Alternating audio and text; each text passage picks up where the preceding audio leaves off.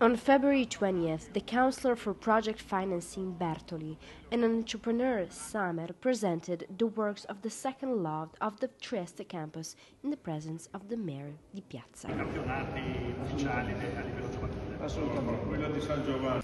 L'operazione dopo scuola si svolge in quella palazzina lì, cioè tutto il piano terra e metà del primo piano.